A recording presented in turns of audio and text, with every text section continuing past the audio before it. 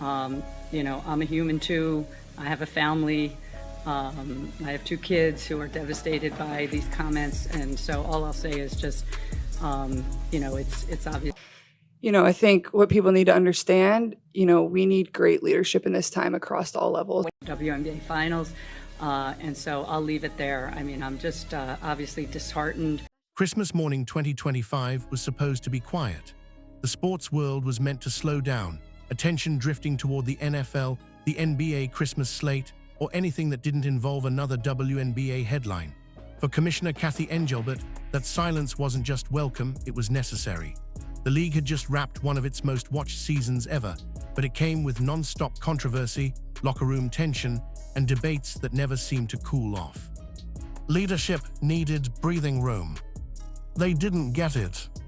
At exactly the wrong moment, when most executives assumed nothing major would happen, a single drop shattered the calm. Not from the league, not from a team, from Nike. A 32-second commercial titled From Anywhere, starring Caitlin Clark, went live and instantly changed the tone of the entire offseason. It wasn't just another athlete endorsement. It felt bigger, louder, more confident than anything the league itself had put out. Behind closed doors, what should have been a holiday pause reportedly turned into full crisis mode. Phones started ringing, executives scrambled, because this wasn't about basketball highlights or marketing buzz. This was about power, control, and a shift that many inside the league had quietly feared for years. The message of the ad wasn't subtle. It didn't celebrate the WNBA as a collective. It didn't push league history or shared success. It centered on one player, her range, her confidence, her reach, and it did so without asking permission. For a league built on the idea that no individual is ever bigger than the organization, that was a problem. And as the views climbed and the conversation exploded, one uncomfortable question started forming in the background, a question no one in charge wanted to answer yet. What happens when the league needs the star more than the star needs the league? This wasn't just another athlete endorsement that happened to drop on a holiday. From the first few seconds, it was clear this commercial was operating in a different lane. The packing was slower, more deliberate. The visuals were cinematic. Snow falling, empty space, long shots taken from distances that felt unreal. It didn't feel like a sports ad. It felt like a statement. What immediately stood out wasn't just the production quality, but the confidence behind it. There was no effort to explain who the player was or why she mattered. The ad assumed the audience already knew. That assumption alone is powerful. Most leagues spend millions trying to introduce stars to casual fans. This ad skipped that step entirely. It spoke as if the player had already arrived, already transcended explanation. Then came the cameos, major cultural figures, music, comedy, football, not WNBA legends, not teammates, not even subtle nods to league history. The message wasn't hidden. This wasn't about fitting into women's basketball culture. It was about standing next to mainstream pop culture and belonging there without justification. Even more telling was what wasn't present. League branding was minimal to the point of being forgettable. No slogans about the future of the game, no celebration of teams or rivalries, no reminder of the collective. The camera never drifted away from the individual at the center. Every frame reinforced the same idea. This story doesn't need supporting characters. That's why the reaction inside league offices reportedly escalated so fast. This wasn't a feel-good moment they could spin into growth. It was a disruption, a reminder that someone inside their ecosystem was now being marketed as something bigger than the ecosystem itself. And the timing made it impossible to ignore. Dropping this on Christmas morning wasn't accidental. It guaranteed zero competition and maximum attention. While the league expected the spotlight to move elsewhere for a day, the spotlight snapped back harder than ever, and it wasn't aimed at the WNBA. That's when the realization started to sink in. This was Nike celebrating a league star. This was Nike betting on an individual future. And once that door opens, everything about control, leverage, and hierarchy starts to shift. For decades, the WNBA has operated under a very specific philosophy. The league comes first. The collective is protected at all costs. No matter how talented a player becomes, the structure is designed to make sure no single name ever overshadows the organization itself. That system wasn't accidental. It was built intentionally to avoid chaos, jealousy, and power struggles that have torn other leagues apart. At the center of that philosophy is Commissioner Cathy Engelbert. Her background isn't rooted in basketball culture. It's corporate, process-driven, controlled. She has consistently framed the league as an ecosystem where stability matters more than individual dominance. In theory, it sounds responsible. In practice, it only works when the ecosystem is stronger than any one player inside it. That balance has been under stress for years, but the cracks were easy to ignore when attention was spread thin. The problem now is concentration. When one player pulls in disproportionate attention, money, and cultural relevance, the collective model starts to feel outdated. The system depends on everyone needing the league equally. Once that stops being true, authority weakens. This is why the Nike ad landed so hard. It didn't just promote a player. It bypassed the entire control structure the league relies on. No shared messaging, no league narrative, no reminder that this star exists because of the system around her. Instead, the ad flipped the equation. It suggested the system benefits from her presence, not the other way around. That idea is uncomfortable for leadership because it removes leverage. It becomes harder to justify strict salary structures, tight marketing control, and slow-moving negotiations when the most visible value is being generated outside league oversight. Fans don't analyze balance sheets. They follow attention, and attention doesn't wait for approval. Behind the scenes, this forces an impossible balancing act. If the league reins a star in, it risks alienating the very audience driving growth. If it loosens control, it risks setting a precedent that could destabilize everything else. The collective model was never built for this level of individual gravity. And that's the problem. The WNBA didn't suddenly fail overnight. The environment changed, the market changed, and the system that once protected the league is now struggling to contain what it helped create. But just when leadership thought they could manage that tension quietly, another collision made the situation explode even further. What truly escalated this situation wasn't just the visuals or the timing. It was who was clearly in control.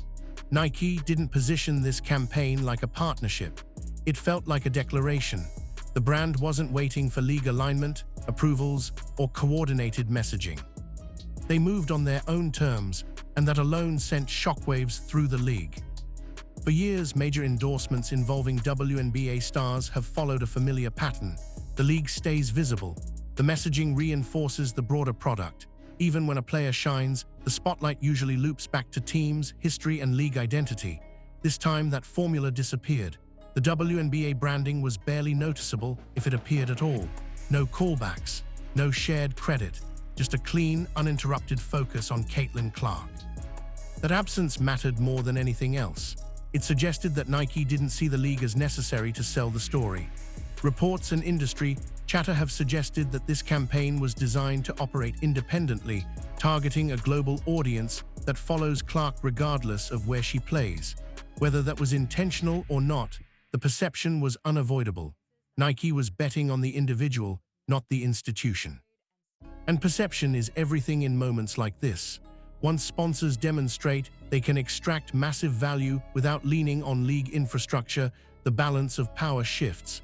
Quietly, permanently, the league becomes a setting instead of a driver, a backdrop instead of the engine.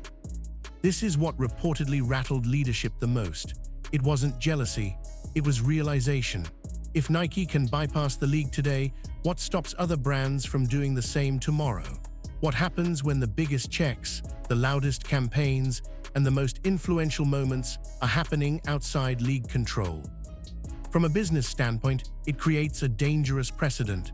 Sponsors follow success, they follow attention, and attention now flows toward whoever commands the audience fastest. In this case, that wasn't a team or a playoff run. It was one player and a 32-second commercial. The unspoken message landed hard. Nike didn't need to ask permission. They didn't need to wait. They didn't need the league to validate the move. And once that door opens, it doesn't close easily. Because this wasn't just about marketing, It was about leverage, and the next collision would prove just how exposed that leverage really was.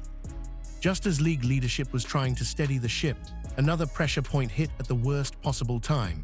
The off-season wasn't supposed to belong to chaos. It was supposed to belong to progress.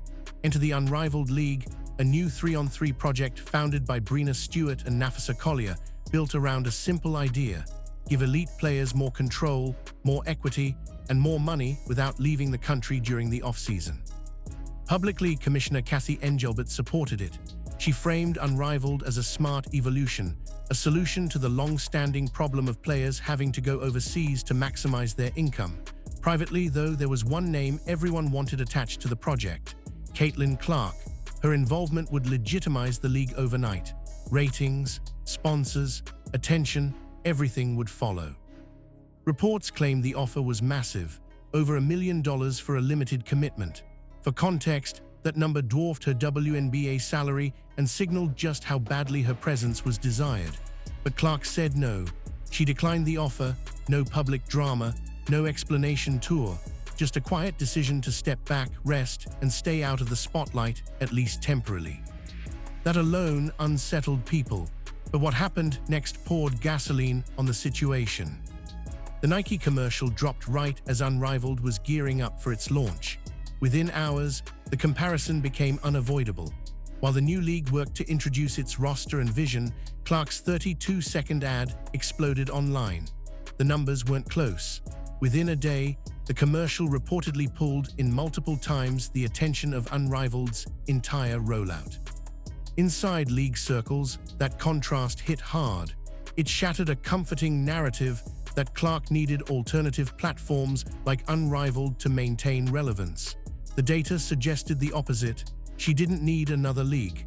Another league needed her. And that realization was dangerous, because Unrivaled wasn't just a side project. It was part of the WNBA's broader ecosystem plan. Seeing it get overshadowed so quickly made one thing painfully clear: attention wasn't being shared anymore, it was being concentrated. That's when frustration turned into anxiety, because if a player can outshine both the league and its future plans without stepping on the court, then control isn't slipping, it's already gone. While executives were scrambling behind the scenes, the most volatile fallout was brewing somewhere far more sensitive: inside locker rooms across the league. This is where perception turns personal and where controlled narratives fall apart fast. Because no matter how carefully leadership tries to frame it, players see everything. At the center of this tension is A'ja Wilson. By every competitive measure, she is the standard: multiple MVPs, championships, the most dominant two-way force in the game. She's also a Nike athlete. That detail matters more than people want to admit. When Clark's commercial dropped, it didn't exist in a vacuum. Fans immediately began putting the two campaigns side by side. The contrast became the conversation. Clark's ad was cinematic, dark, expensive, and dramatic. Wilson's recent spot, by comparison, was labeled by fans as stripped down and low energy. Whether that critique is fair doesn't actually matter. What matters is how fast the narrative spread. Online, speculation exploded. Some fans suggested Nike was signaling a new hierarchy. Others claimed the league was allowing one star to be elevated, while others were quietly pushed aside. This is the kind of discourse commissioners fear, because it's impossible to control once it takes off. Even if none of it reflects internal reality, perception shapes morale. Veteran players who have carried the league through years of low visibility suddenly see a rookie receiving a rollout that feels untouchable. That doesn't inspire unity, it creates distance. And distance leads to resentment. Commissioner Cathy Engelbert has already spent multiple seasons trying to cool tensions around physical play, flagrant fouls, and accusations that Clark was being targeted on the court. This commercial poured fuel on that fire. When one player is treated like a global icon, it becomes harder for others not to feel overlooked, especially those who believe they've earned that treatment first. The danger isn't just hurt feelings, it's how that energy spills onto the floor. A league driven by grudges and perceived disrespect stops being about basketball. It becomes emotional, physical, unpredictable. That's when injuries happen, That's when controversies multiply, and every one of those moments circles back to the commissioner. The ad didn't create this tension, but it exposed it. It forced everyone to confront a truth the league has avoided for years. Equality is a beautiful idea, but stardom doesn't spread evenly, and when the gap becomes this visible, pretending it doesn't exist only makes the fallout worse.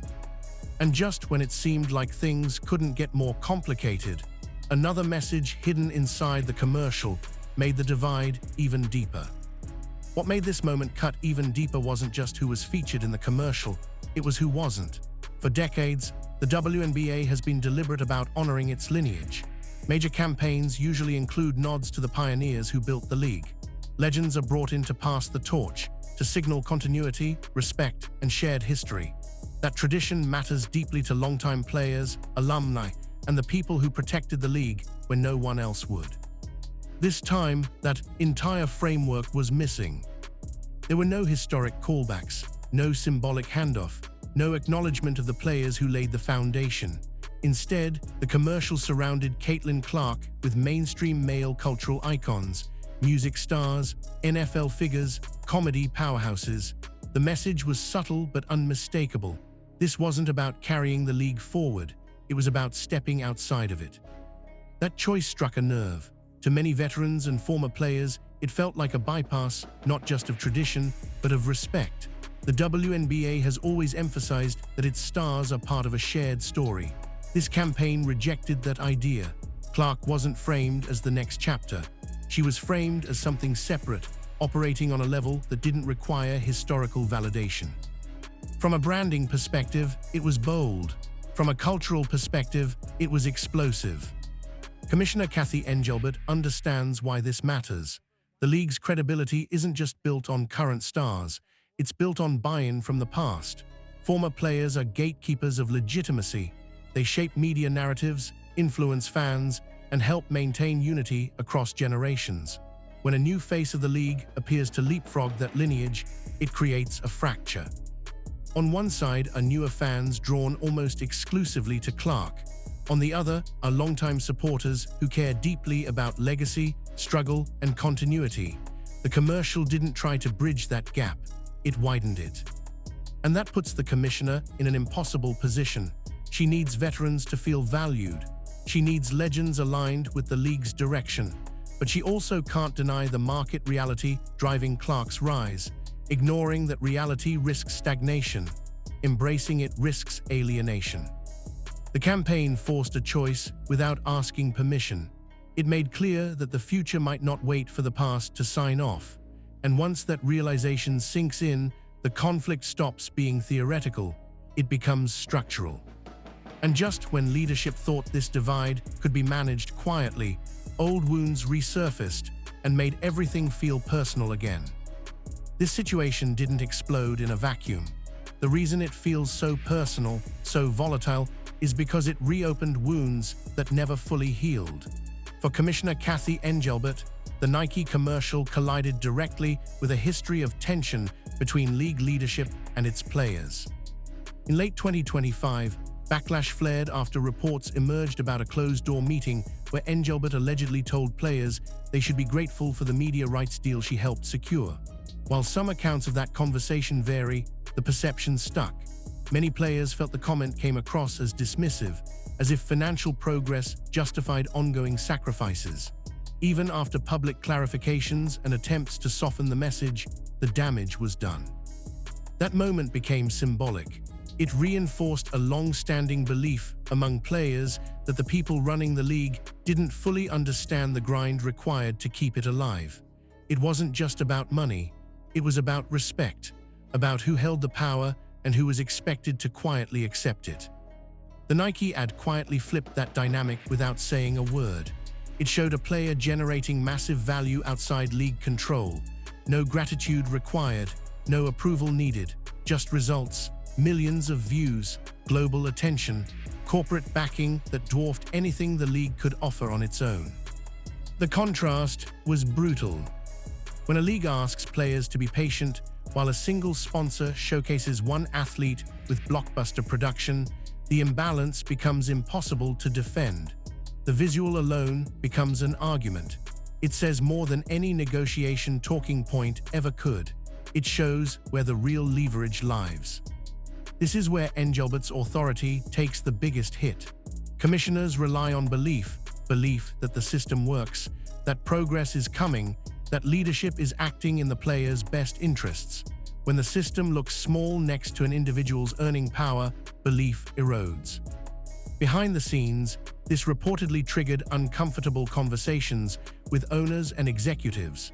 Why isn't the league capturing this value? Why does the most powerful marketing moment in the sport exist outside league influence? Those questions don't have easy answers. And they arrive at the worst possible time. Collective bargaining talks loom. Player expectations are rising. The audience is watching more closely than ever. Every misstep now carries amplified consequences. The commercial didn't accuse Engelbert of anything. It didn't need to. It simply exposed a reality the league has struggled to reconcile. Control only works when value flows through the structure, and right now, the value is flowing somewhere else. And that realization leads directly to the question that keeps owners awake at night. For years, the debate around Caitlin Clark centered on whether she was good enough for the league. That conversation is over. The numbers answered it. The attention settled it. What replaced it is far more unsettling and far more dangerous for the people in charge. Is the WNBA big enough for her? That question isn't being asked out loud, but it's hanging over every executive meeting and ownership call. The scale of the Nike campaign forces it into the open. The visuals felt global, borderless, bigger than any single league. The message wasn't tied to a city, a team, or even a season. It suggested something that could exist anywhere, at any time, without limits. That's a nightmare scenario for league leadership. Because once a player's brand grows beyond the platform meant to contain it, leverage flips. The league stops being the destination and starts looking like a step along the way. Historically, leagues control the stage. They decide exposure. They distribute value. But this moment exposes a different reality. The audience isn't following the structure. It's following the star. Owners understand where this leads. If the next collective bargaining agreement can't offer compensation that reflects Clark's true market value, pressure builds. If players opt out, options open. And once options exist, loyalty becomes negotiable. Speculation has already started quietly. What if Clark doesn't need a traditional league structure long-term? What if a sponsor-backed tour, a global exhibition model, or a media-driven platform generates equal or greater returns? It sounds extreme until you realize a company just spent millions to market her in 32 seconds without needing league approval. That's the fear, not rebellion, not drama, irrelevance. Because if the most valuable asset in the sport can operate independently, the league loses its strongest bargaining chip. Every future star watches this play out and learns a lesson. Control doesn't come from titles or structures, it comes from attention. The WNBA isn't facing collapse, but it is facing a reckoning. This moment forces leadership to confront a modern truth. Influence moves faster than institutions can adapt. The leagues that survive are the ones willing to adjust before the ground shifts completely. And that's why this wasn't just an ad, it was a warning. This is the part of the story that makes people uncomfortable because there's no villain to point at and no easy fix to apply. The Nike commercial didn't break the WNBA. Caitlin Clark didn't demand special treatment. Commissioner Cathy Engelbert didn't suddenly lose competence overnight. What happened here is simpler and far more unsettling. The market made a decision.